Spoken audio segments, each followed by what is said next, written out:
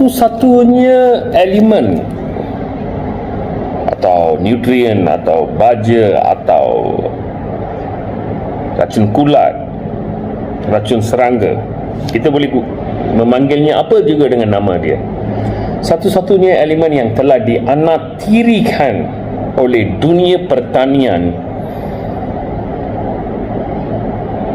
ialah sulfur atau belerang, kita panggil dia. Keutamaan, kepentingan, kegunaan sulfur ini sebegitu penting, lebih penting daripada nitrogen, fosfat, potasium, magnesium, kalsium, magnesium, iron, zinc, boron. Tetapi sulfur ni kita telah diprogram untuk dilupakan, untuk melupakan. Sulfur ini ialah, kalau diingat balik di dunia Sumerian dan apa-apa dia, ni ialah racun serangga yang pertama digunakan oleh manusia tau, mengikut history lah. Dia ada sebelum kimia-kimia ni diwujudkan, sulfur lah yang memainkan peranan utama untuk mengkontrol atau sebagai racun serangga, racun kulat dan juga baja. Dan dia begitu unik. Dia hanya satu elemen yang boleh digunakan sebagai baja, sebagai racun kulat, sebagai racun serangga, dan hormonal participation, dan juga dia berinteraksi dengan banyak lagi elemen dan nutrien lain untuk menolong mereka menyerap. Tapi kita telah menanaktirikan dia, entah mengapa, dan kerana kekurangan sulfur yang memudaratkan pokok daripada kelapa sawit, padi, sayur-sayuran, nenas.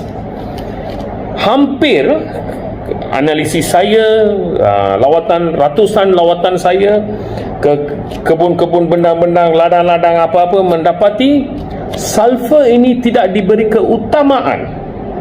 Mengapa? You tanya dirilah. I'm not here to answer you.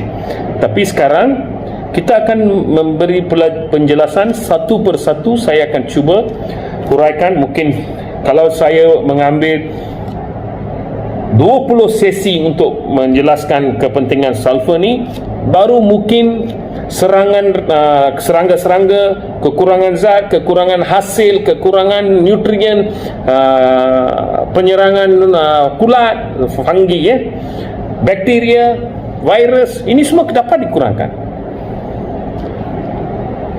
Kita masuki dalam workshop sekarang. Kita fokus hanya untuk sulfur.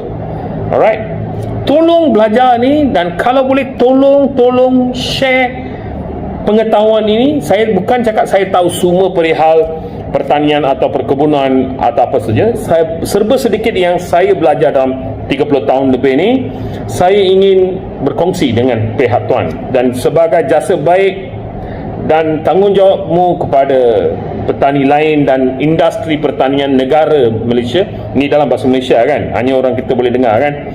So tolonglah kongsi dengan kawan. Kalau kamu rasa apa yang saya cakap ni ada serba sedikit kebenaran dan kamu rasa kamu bertanggungjawab, share lah. Alright, kita akan pergi masuk program. Fungsi utama elemen sulfur, kita tidak boleh kategorikan dia sebagai hanya satu function macam nitrogen. Apa kerja dia? Okey, menghijaukan daun, tambahkan klorofil, melebarkan berkenaan vegetative growth, urea ke, amonia. Dia itu saja dia punya function. Dia bukannya bekerja sebagai penahan daya sakit ataupun perisa ataupun racun kulat ataupun racun serangga ke, tak. Ini semua nitrogen, dia ada standard dia dan dia habis di sana. Tetapi sulfur ini dia akan bertanggungjawab untuk menjadi baja. Siapa yang membuat baja hidroponik atau fertigasi, dia tahulah tanpa sulfur apa akan terjadi. Jadi baja dia ialah sebahagian daripada baja yang paling mustahak. Okey. Dan lepas tu dia juga digunakan sebagai racun serangga. Serasa mula jadinya kalau ada sulfur, apid, mites akan hilang. Okey, kalau you modify, dia akan gunakan untuk lebih banyak jenis serangga. Hampir 99% boleh kontrol dengan 95% at least boleh kontrol dengan sulfur. Okey. Dan lepas tu racun kulat, fungicide, racun kulat, anthracnose, bacterial wilt, berkenaan virus, bakteria fungal, dia semua germicide lah. Dia bertanggungjawab untuk menghapuskan ini. Jadi bila berkurangan, ia akan membabitkan hasil yang terlampau rendah. Dan selain daripada ketiga-tiga ini, ia juga ada fungsi lain, seperti sulfur ni dia transporter of nutrient dah. Macam ada nitrogen. Tanpa sulfur, nitrogen tak dapat diserap oleh pokok dengan seoptimanya. Secara mantapnya dia tak dapat kerja. Dengan sulfur berada dengan amount yang penuh, dengan kuantiti yang diperlukan, sulfur yang nitrogen yang diberi, urea ataupun nitrate yang diberi itu, kita hanya perlukan separuh. Kalau benar, kita hanya perlukan separuh, sebab dia akan menggunakan nitrogen itu secara penuhnya. So dia sejenis transporter. Selain daripada ketiga-tiga kategori yang kecil, it also works as a transporter untuk nutrien-nutrien lain.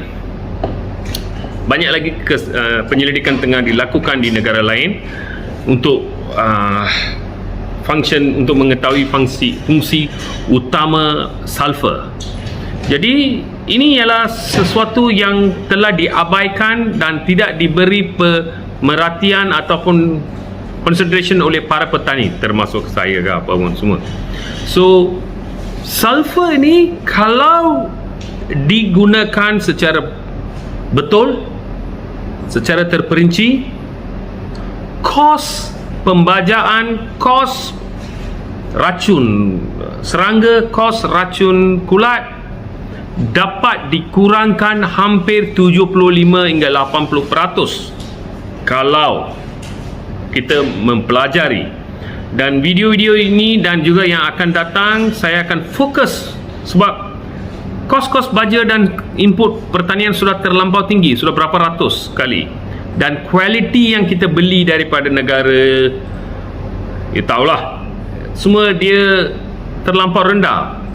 Walaupun ada petani yang dapat subsidi macam petani sas, padi dan juga lain, serba sedikit. Okeylah, itu subjek lain kan. So untuk mengoptimalkan penyerapan baja, pertama kita concentrate on baja. Sulfur yang betul, jenis yang betul, penggunaan yang betul, conversion rate yang betul kena digunakan. Bukannya yang kita beli dekat kedai boleh terus guna, dia akan okey. Sebab ada yang boleh digunakan untuk daun, ada yang tidak boleh digunakan untuk daun, ada yang boleh digunakan di tanah, di kokopit, sekam padi, ada yang tidak boleh digunakan.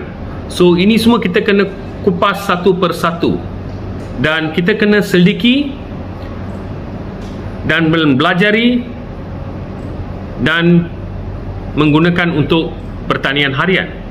Okey, dan kita tidak boleh terus mendampingi cara membelanja duit yang terlampau banyak, mengharapkan kerajaan akan terus memberi subsidi atau murah, baja yang murah.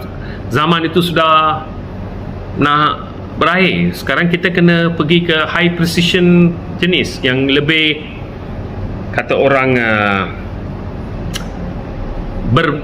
berpengetahuan, knowledge based agriculture.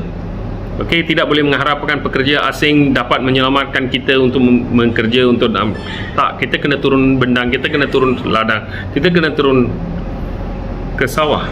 Kalau tak, saya rasa, jadi dengan kita sendiri termasuk dalam penglibatan kita dalam penggunaan baja semua. Jadi saya rasa pertanian akan jadi satu perniagaan yang beruntung, bukan hanya sebab we are doing it for the sake of doing it. Okay, kita concentrate balik dalam